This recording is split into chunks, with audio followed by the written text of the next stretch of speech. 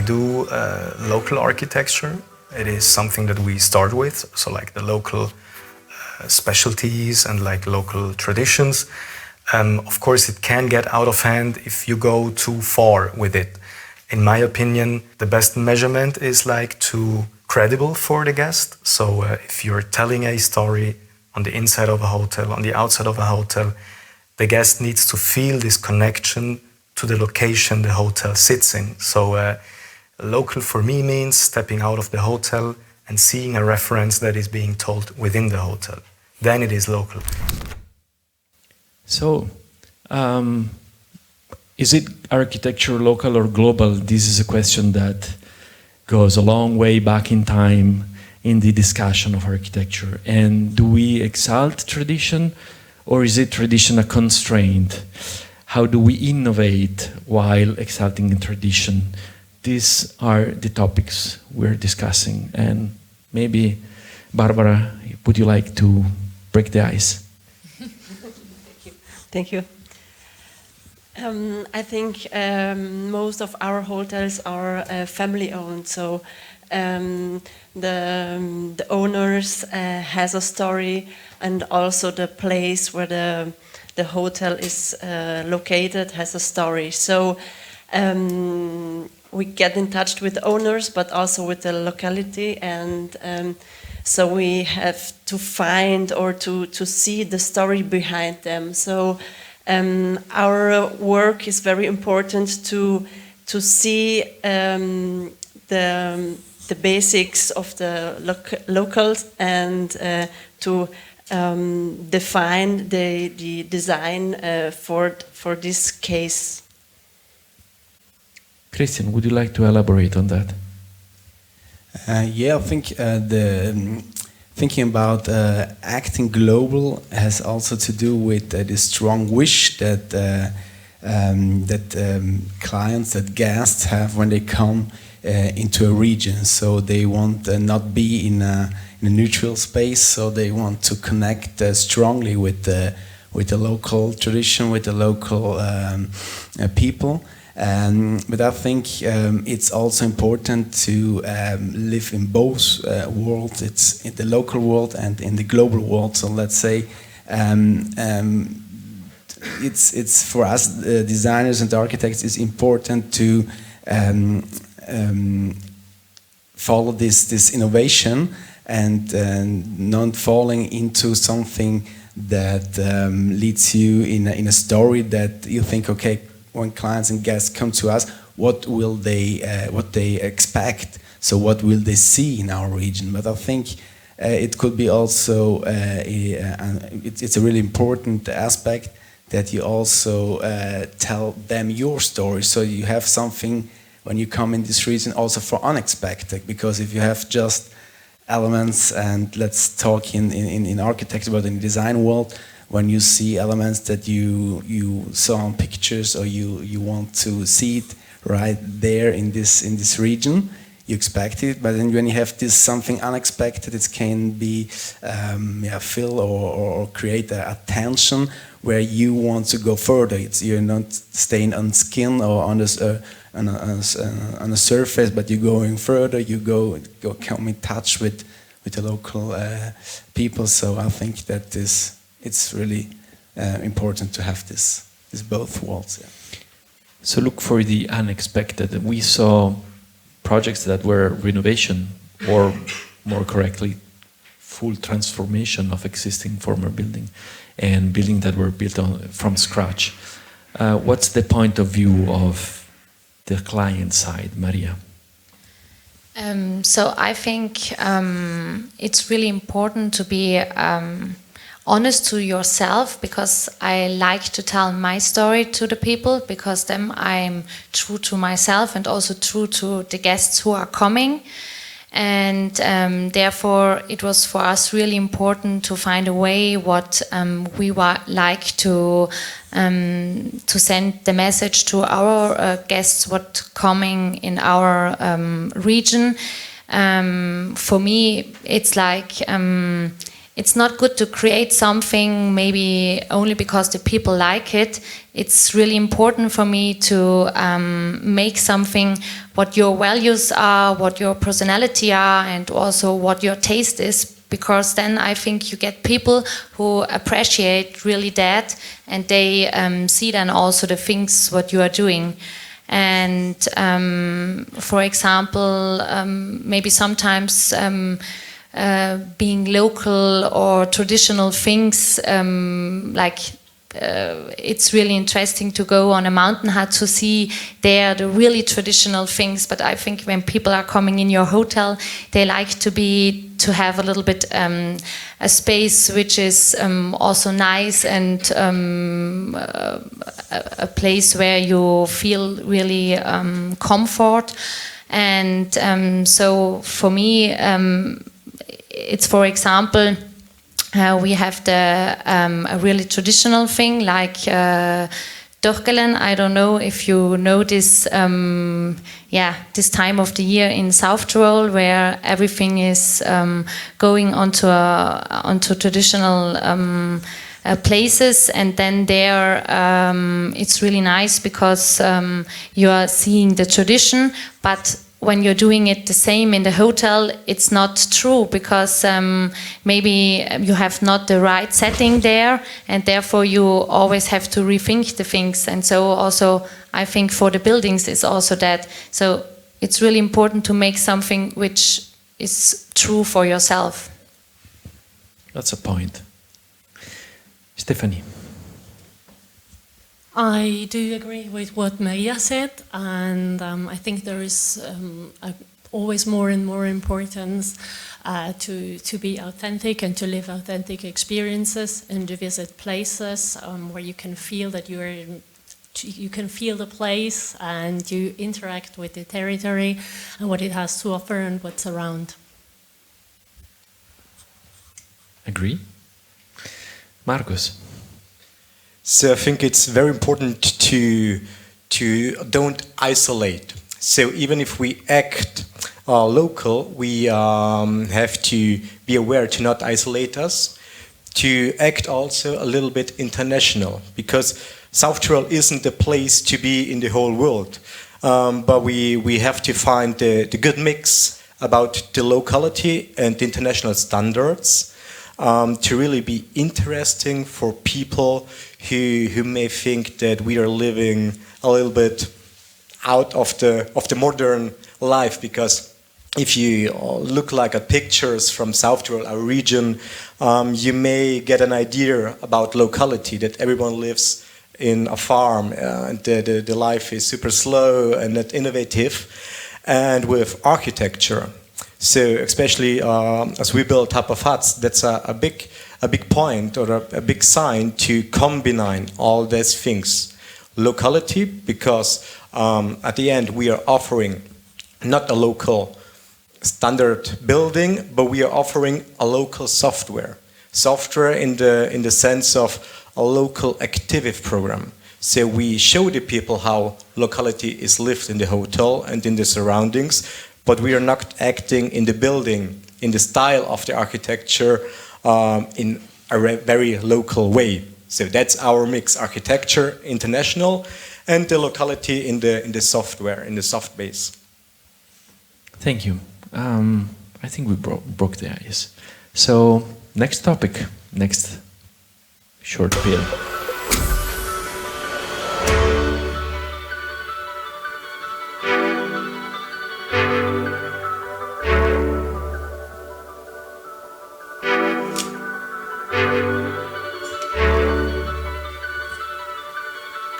Could be a really interesting situation to don't define a room just for one function, but to give them more functions. But the confusion maybe can be then when the single function or the possibilities is not shown. So okay, so this time we go the way around. So we start from Markus and we go all the way back to Barbara.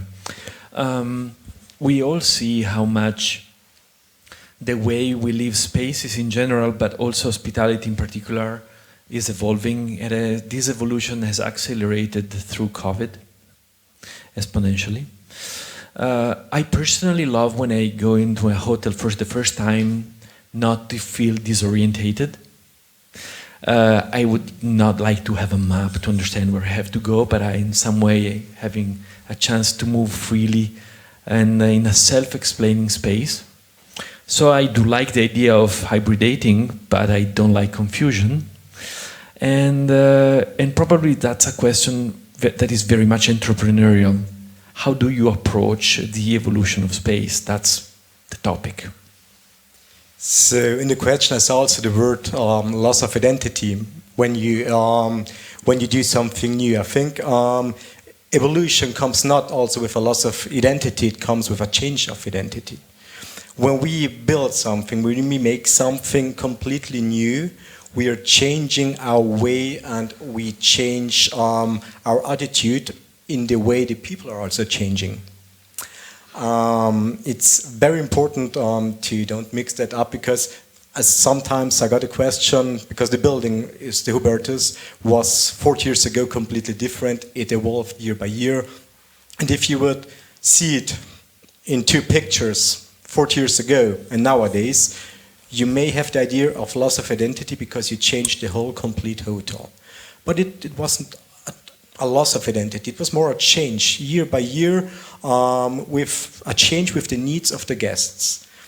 And I think that's one thing when we do that, when you're always on time and with that change, you will got it. Okay. Stephanie. Talking about multifunctional spaces, so creating spaces which can be used for various or to respond to the ever-evolving expectations of guests without creating confusion and without like having a loss of identity is definitely a challenge. But there is also a need, because also lines between work and play are blurring, so there is a need to create those kind of spaces, but there is a need of a certain amount of sensibility and creating spaces that actually speak for themselves. Okay, so it's difficult for me now because I'm at the end. No, for me, multifunctional places, maybe I make an example in our hotel. So we really thought about the buffet. Because the place, you only need 2 or 3 hours during the day, and then it's really sad when it's not really used anymore. And so we thought a little bit, okay, how we can reuse this place during the day, and then we, where our bread maybe in the morning is, and the croissant, we put away that on this table, and then we are setting our coffee table books, and then it's an extension to our lobby. And so we are using it during the day as a lobby, and in the evening we are putting away the books, and then there are some table games where the people can have a digestive or something. And so I really think we use the space really good, and it's not really a confusion for the guests. It's also really interesting because they get always a new point of view on this space. Okay. And how do you approach that design side? Yeah, I think to not create confusion, it's our job.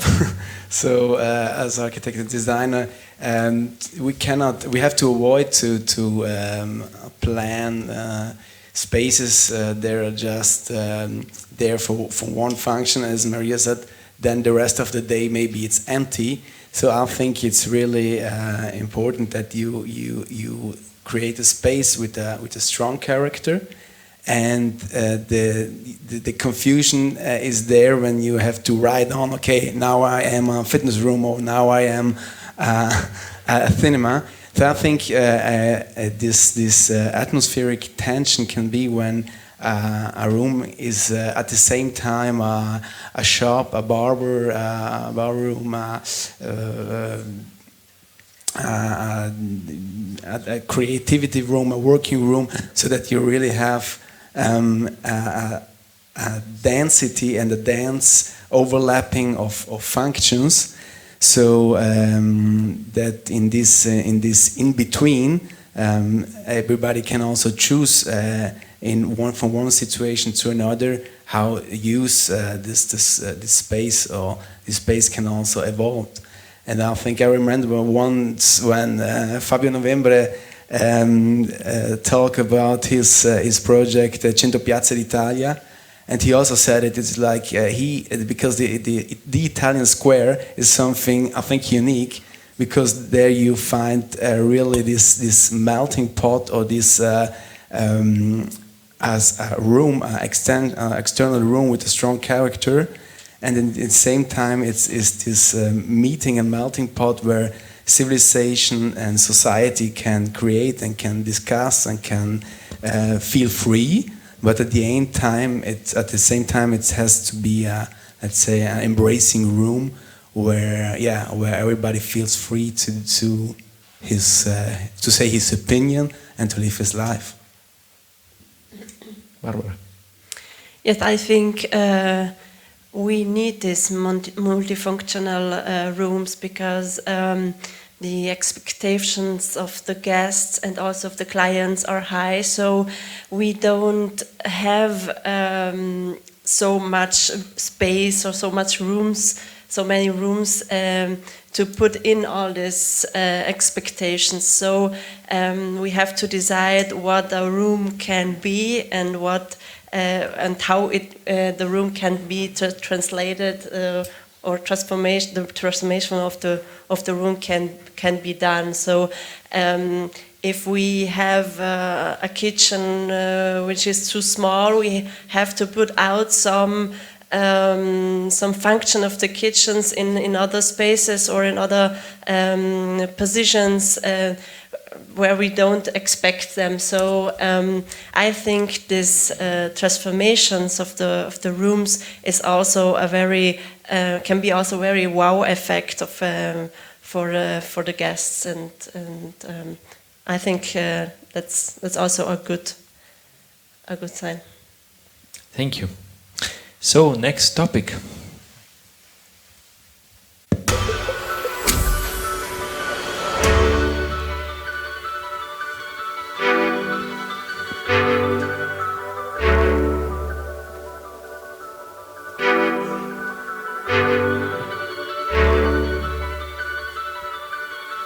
The innovation to having the possibility to book in a lot of, or to compare also a lot of houses, hotels, one to each other. It gives you in one hand maybe the sensation to are able to compare, but I think it's also, as we said, it's a little bit a dark side, because I think every house and every hotels is really should be unique and don't have to be on a classification. Okay, so let's warm up a little the conversation. When I read The Dark Side of Innovation, I would say I would not fully agree. I use Booking, we use Airbnb, they're great tools. I can book everywhere in the world here with this utmost simplicity. Of course, it also changed the way we live our cities, to put it out into a larger picture. You go in Venice, you go Florence, citizens are out of the old city center, and old city center are all Airbnbs. Is that good? Is that bad? Is it a new opportunity, or is it an issue? We could discuss this for long, but so, and when we say parable, I would say the hyperbole more probably, because they're picking up and further developing. So there's a lot to say. Maria, would you like to start? I like it more when you start always. Then I can rethink a little bit. No, I'm talking now more a little bit about Booking, because we are also on Booking, not on Airbnb, and so I've not really experienced about that.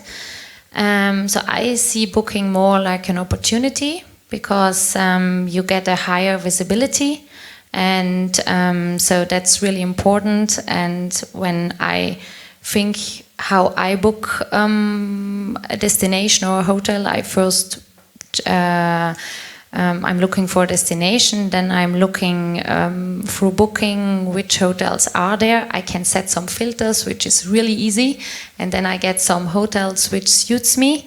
And I think that's also when I do it, why my guests don't do it. And so therefore the question was really easy to go on booking.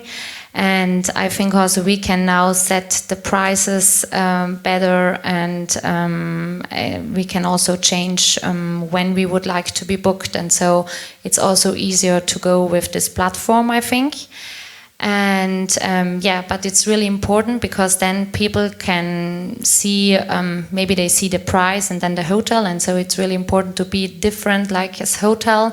The pictures are really important there, and then the people choose, and then they choose really, I think, mostly from architecture, they like it, and they see more the pictures there, and then they choose, yeah, from this point of view.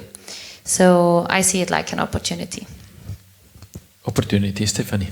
Yeah, I definitely don't see booking an Airbnb as a dark side. Not as a traveler, not as a guest, and not as a host. It definitely has changed the hospitality sector as there is a platform for everyone, no matter the size, so much more visibility and much more comparability in terms of price of the offering, reviews, etc. But I don't see it as a negative thing. Me, myself, when I'm traveling, I'm using it a lot, and I don't see it as negative at all. It's actually an opportunity to show and to be different than everyone else. And so even there is much more need to be authentic, talking about the images, talking about the experiences that people talk about there. No, definitely a positive thing. Markus. So it's totally unfair to speak bad about booking.com, because we as a host, we have the choice if we want to be there or not. So we can decide if we want to be published on Booking. And even if we are on Booking, we have the choice to sell the rooms there. So I can be on Booking.com and not forced to really sell rooms on Booking.com. If I don't want it, it's fine. If I want to sell rooms on Booking.com, it's a marketing tool. So it helps me, and of course marketing costs money. It's a normal thing in life. So I don't think that any host could really say something bad about Booking.com, because it's independent, and we can choose if we want or not. Agreed. Okay, so global platform on the market. Do they impact the way we design, Christian? Let's say innovation has always, it's an opportunity, of course, because it gives you a visibility. It's okay, let's say a global audience that you maybe wouldn't have without these platforms and with this global visibility.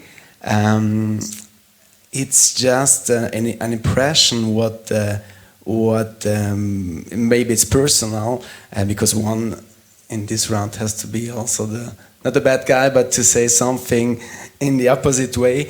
I think, yes, as Markus said, you are not forced to use Booking, but I think when you really can not choose or to be on Booking, it has to be also with a decision to be on a highest quality. Say, I don't need that platform, but of course it's a so huge platform that gives you that impact and the visibility.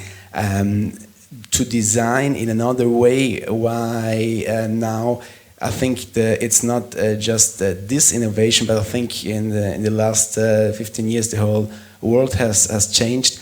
And of course, also our hotels and our houses has been shown sometimes about with one pictures, and we say also we have like, it's a selling picture. Of course, you want to sell your idea, you want to sell also your house, and to have a lot of guests that maybe in another don't having this opportunity would have never been guests in our or in their houses, and so I think it's we shouldn't be driven by just create images, but we have to be driven to be good hosts, good designers, and let's say host the whole world in our houses. Barbara. I think that this platform showed us that, how important photos are. So how important is it to have good photos, to have this first impression of the hotel, which you can see on booking, that wants the client to book the rooms in this hotel. And the negative aspect, I think, it's that the story which we are going into, we want to tell, is it lost a bit, because one picture cannot show our whole work and cannot tell the whole story which we want to tell. But I think that's the innovation, and that's how things are going on. If I may add something here, I think consumer behavior has changed very much, because booking years ago was used for consumers were doing their research on booking and also booked on booking. Nowadays, many people go on booking for inspiration, but they end up booking directly with the hotel or the apartment or whatever it is, which I believe is a great advantage. So I myself use booking for inspiration like other sources, but looking at reviews and getting a clear idea of what it is. May I add something too? Maybe we have to also talk about, because we're talking about booking and Airbnb, and maybe that's two I think topics that we have to distinguish. Because on one hand, it's as you said, it's a big platform where you can show your hotel and your guest house. Airbnb, let's say it's something different, because also that has been an innovation where you brings you in different apartments and possibilities to live inside somewhere. But I think as we are thinking about hospitality, there's going to be lost something that is one important thing, and that's the host. Because when you are in a hotel, you can go there and you see the host. You are in a contact with the local people, and maybe booking or choosing something on Airbnb. It's the simple need to sleep somewhere. So I think there are two different worlds where we have to distinguish, and talking about Airbnb, it's also that you are hosting someone in, let's say, in a neutral or in a not hospitality structure, but just an apartment, and so you are in maybe residential areas where these two functions could create also problems. But at the end, I think there are two approaches and two different worlds. You give me a couple of ideas. Okay, thank you. Next topic.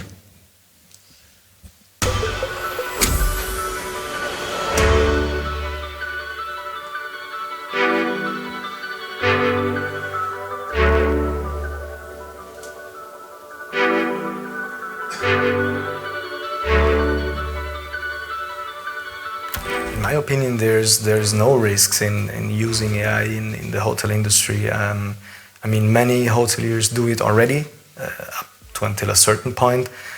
It is all about analyzing data, but not just analyzing data. It is about kind of predicting the future of the future guest, you know. So this is what makes it so interesting for hotel owners, because like they can do an in-depth analysis of what they are having right now, speaking of guests and of target groups, but also like kind of do a very or quite precise prediction, in my opinion, of what the future will hold for them, and they can adapt accordingly.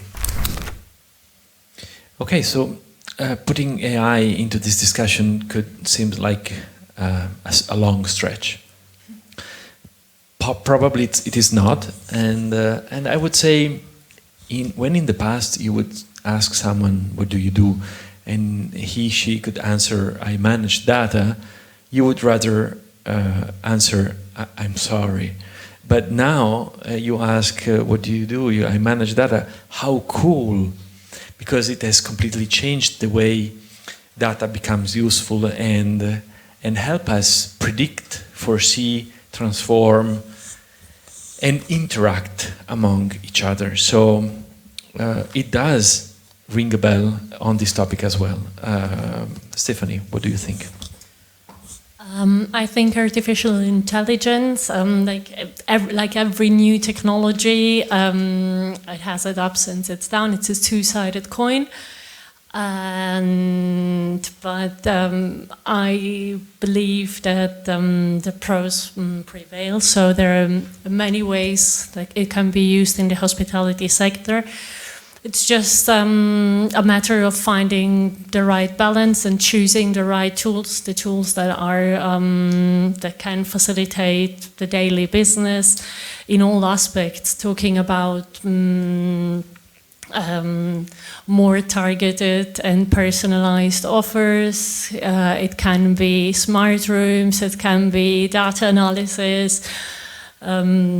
I think it's we have to embrace new technologies and see how to use it in the best way. Markus, would you like to elaborate on that?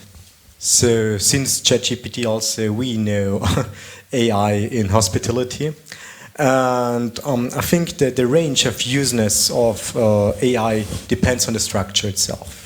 If you are a building in a city, you have much more possibilities because the guest is searching a place to sleep, and you can insert AI with soft and hardware. You can use it with software to make all the processes, all the booking processes, and the questions, of course.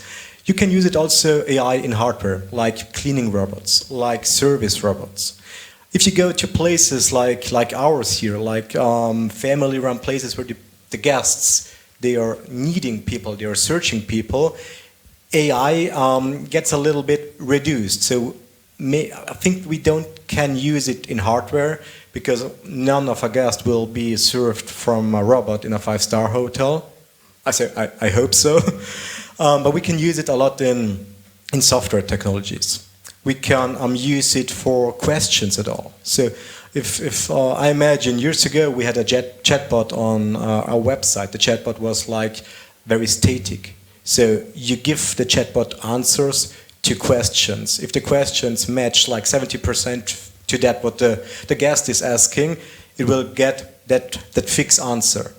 Nowadays we have implemented ChatGPT on our website. So the guest is asking a question, and ChatGPT is searching a website or the document of source you inserted, and is finding the answer. If you ask twice the same question, you will get a different answer, and that's a big change. But also a risk because it's not 100% perfect. Imagine you ask for you're asking for something of the restaurant, and you have on your website a recommendation of another restaurant. It can mix up the things. So ChatGPT is like a human, or AI is at the moment like a human. It makes also errors, and that's the big risk. A good example, we have a beautiful restaurant in our area, also inserted on our website. If the guest is asking something about our restaurant, he at the moment gets sometimes the answer not from our restaurant, so the information is from the other restaurants, and that's a risk. But it evolves year by year, and I think that's the future of answering questions. And even only that is just a big change for hospitality. If I imagine how many mails, how many questions we are answering every day in our hotels. Maria. Okay, so I can really agree a lot with them. So I'm honest. I'm using ChatGPT maybe for the newsletter a little bit, but not for writing me the newsletter because he don't know yet my how I write and the things. But I get ideas from it, and it's like discussing with someone. Also, sometimes I think because. You get an idea, and then maybe you also think a little bit, oh, that would be cool, and then maybe I do that, and so I'm using it in that way. But I really think so. Our hotel is also family owned, but we are really, we have really a personal contact with a guest always. We have a direct contact with guests, and so I really think that. It takes a long time that we can use it, that he can maybe answer the things because, it's like we are running our hotel, it's really personalized, and I think also the guest in the end, he really appreciate those things because that people are getting real in contact with you, that they are friendly, a natural way to get in touch with you. So those things are getting less in our world, I think, sometimes. And so I really feel that when people are coming to us, they coming maybe for nice architecture with a spectacular and everything. But in the end, sometimes when you talk with them, then they are coming for those little things that you are having time for them, talking with them. And I think AI sometimes can also help you because when they can answer a few questions which you gave the answer, what you said, maybe can I bring the dog in our hotel, then you can write the answer, the perfect one, what you like to give. Then you have also time to have more time directly with the guest. Maybe it can be a help also, but yeah, it's really important to find a good way, and every structure is different. Thank you. Does it impact design? The design, we use AI obviously also at work, but in the end, the creativity and the ideas are coming from us ourselves. So. It's very helpful for us, but not to do the final design. So I think it's very important to use it and to make our work also easier. But I think the creativity is very important. So creativity is still human. Yes. Would you agree? Yeah, AI, artificial intelligence, has, of course, a really strong, or it has, on one hand, a technical, or let's say this, the analyzing part, where it's really helpful to maybe also in planning process to have a big input of data, and to having also a big output, talking about maybe costs of functional planning or time scheduling. So it's a technical approach where it helps, of course, or it can help a lot. I think we are not able yet to predict and to see how it will work for us in future. But what we felt here also in this discussion round, I think more important becomes the human part, because it's of course also talking about of the creative part that AI can have. But I think the human decision and the human part, and why I'm putting which input and which data in the pod, in the chatbot. So it's really at the end I think the humans will be even more important, because thinking about a situation where you go into a hotel, maybe you have a completely automatized check-in desk, and I think it's nice that you have someone in front of you that gives you the welcome, and the same is in designing rooms and designing project, because you can project and choose a lot of different and a pool of different designs, but at the end it counts is why you're doing that, and this answer why you're doing that, I think only humans can give. So to add, I think the time will come that I will come to Stefan with a picture made of AI to tell him build this. Only made with my words, AI and my words, what I inserted. So I think you have to be a little bit nervous about the future, when everyone can with words make real pictures and add things on existing pictures. What's already happening now, but imagine in 10 years when everything evolves.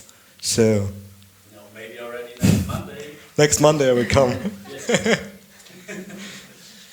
Okay, so we've spoken about digital platform, AI, how not to touch social media, but let's take this with a larger perspective. Let's say demand is evolving, new generations are entering the market strongly, and how do you create authentic experiences on one side to share on social media on the other side? Different needs. Let's start from your side, Stephanie.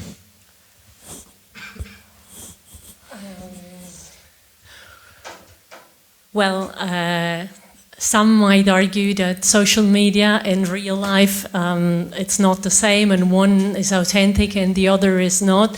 But we're talking about images, and the images somehow, even if they are, if you work with a filter or you work with something, it's still somehow authentic. And even there, you have to maintain in your communication, like in every other, like on other platforms and other channels, you have to maintain a certain authenticity with your communication. And so I don't agree that social media and real life are two separate things. They are obviously connected, and that to social media and authentic places is then another topic. You have to have an authentic place to have an authentic communication on social media. Two sides, same coin. Excuse me? Two sides, same coin. Maria. So I think now the new people who are coming to us are the millennials, and I'm happy that I'm also a millennial. Then I can understand maybe this group a little bit, or I can see it on the point of me a little bit. And Instagram is really important, I think, for those people, because they like to visit places which are extraordinary, which are really sometimes also cool places and places to be, and they choose also, so they don't look only through the website, they always check Instagram.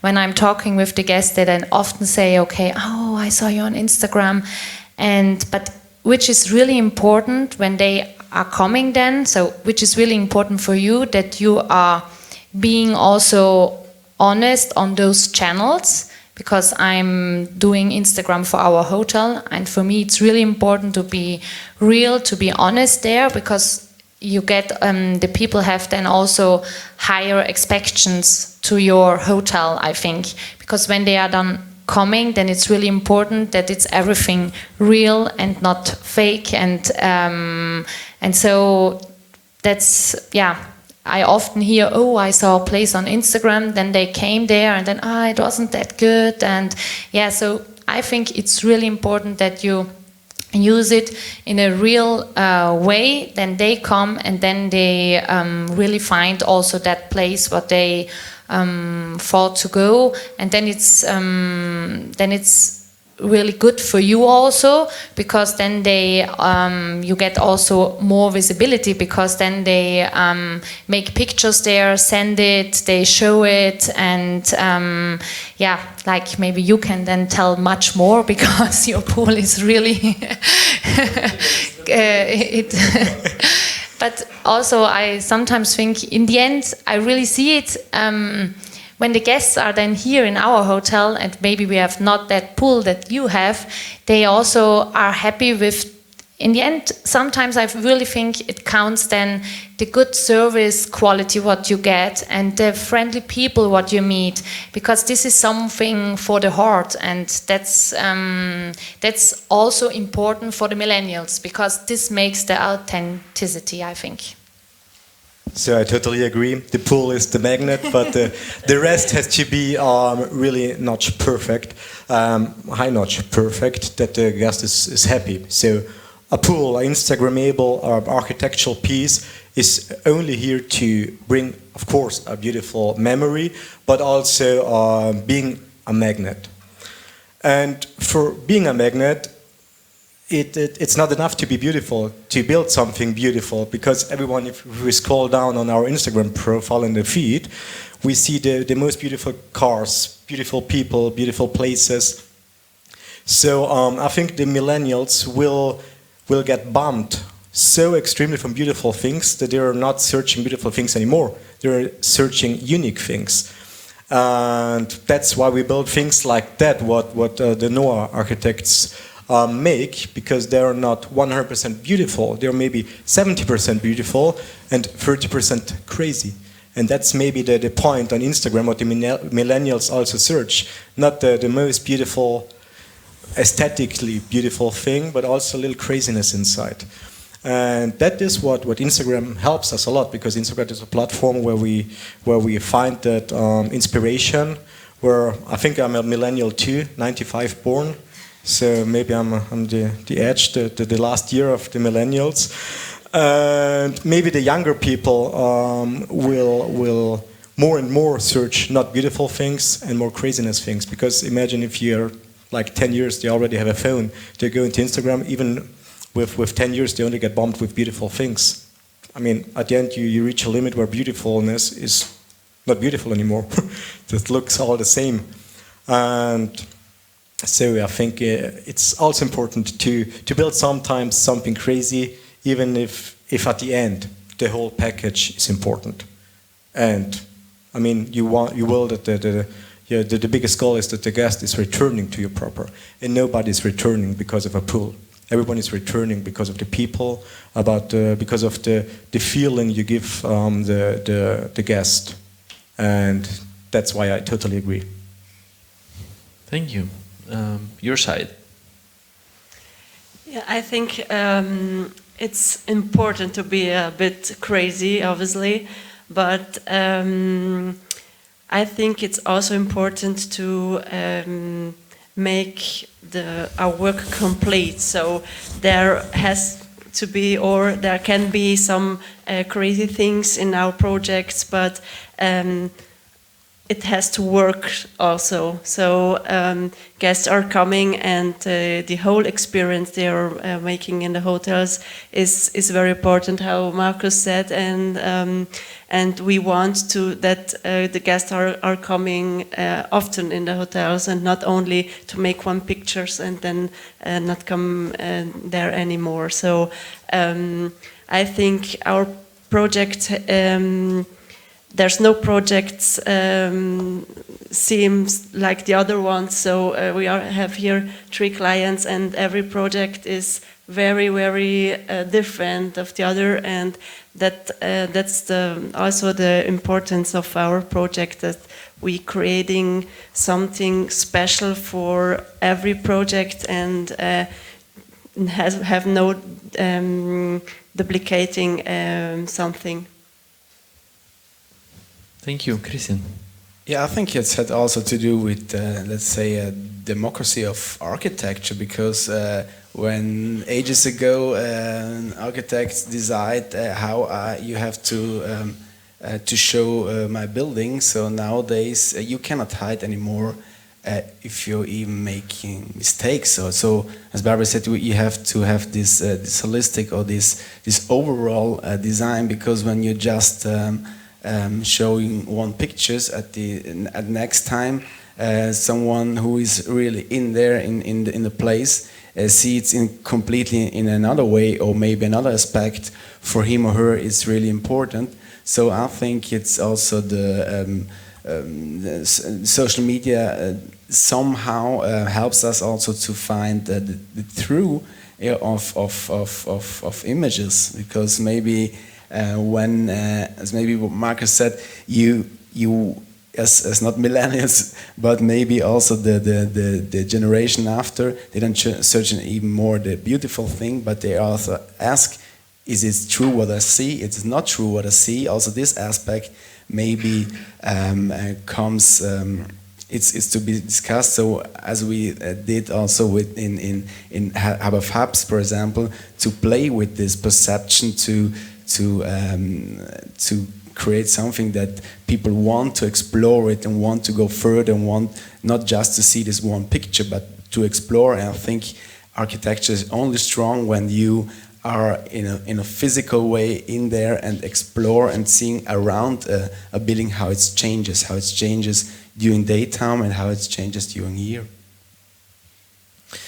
Okay, so I think we are almost there. I would like to touch a last important point, and then we can wrap our conversation up and go for a drink. A few years ago, we published a series of volumes whose title went back to the very starting point of the white paper and where does the idea come from. So was it about place? Was it you want to design an icon? Is it all about sustainability? Do we choose material first? Or is it the architecture about colors? That was the idea of the series. I'd like to scale this topic down on the issue of materials and what they bring them along. That is the materiality, the atmosphere, the color, the comfort zone of people living a space. So how do you choose materials? Let's start from Christian. I think choosing materials has to do with an emotion and a haptical perception. What do I want with or how do I want to use these materials? Because seeing one building made out of concrete can be used in a completely other way how it is used in organic concrete, as we do, for example, in Hotel of Maria and Apfelhotel, we choose this concrete that surrounds us, this beautiful landscape, and in an organic way, it's a smooth and shape, evolving and yeah, also a soft structure that embrace nature. And maybe at the under, when you just see a concrete as this material, it felt really hard, but in using in combination with natural and plants, it can combine really in a good way. Also thinking about how buildings can be in ages, how can evolve during years, their aesthetic, their aspects, and so maybe also the building and natural and the landscape can be one. So I think it all starts with an emotion. It all starts with an intention of a place. You are in a place and you're choosing the perfect material what match with this idea. Barbara, would you agree? Would you elaborate?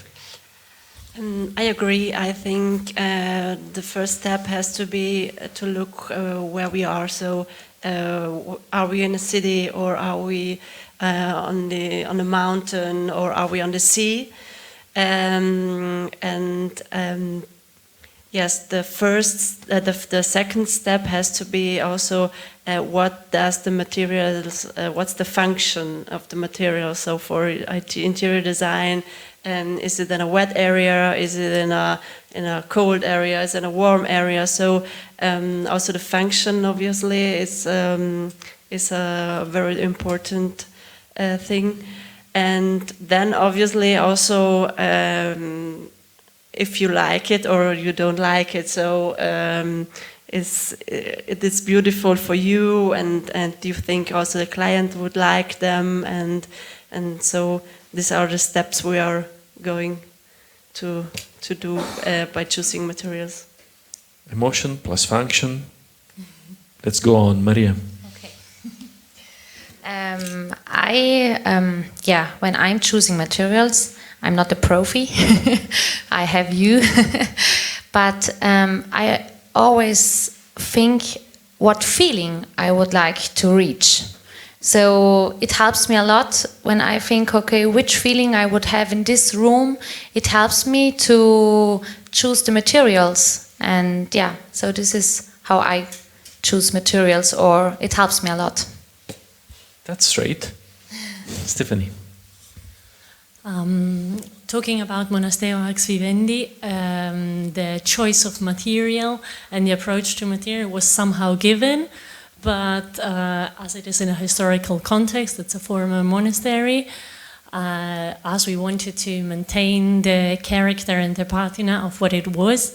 And I still remember when I first contacted NOA, that was exactly those 2 lines I wrote in that email to meet them and to work on a project that would maintain the character. And I think they did a great job, even with the breach, because on one side, obviously, it's a historical context, so we wanted to maintain this idea and the materials, like wood and terracotta flooring and other design elements which were still there, were obviously kept. But on the other hand, the newer parts are made of glass and are kind of very modern, but they fit in very well in the context. And that's an act of balance that NOA made perfectly, I would say. Markus. So I keep it simple. I ask my architect or AI. former architect. Okay, so thank you very much. That was very inspirational for me and thoughtful considerations. As I said, I think it's time for us to wrap up our conversation. The Architect series will continue next month with the second episode of this seventh season with Matteo Thun Architects in Milan. So stay tuned, and a few thanks. I would like to thank you, our guest panelists of today, Maria Pichler, Stefania Pacher, Markus Gasser, and from NOA, Barbara Rungger and Christian Rottensteiner. Thank you very much for your contribution. Of course, I would like to thank Stefan and Lukas and the entire team, wonderful team of NOA, and in your hospitality, letting us here tonight. And the team of Iris Ceramica Group that joined us today and was with us for the whole day and the duration of the event. Thank you very much for being with us continuously. And last not least, I would like to thank the plant team, my team, that create such incredible documentaries that I enjoy very much. They are so good. So congratulations, thank you very much, and good evening.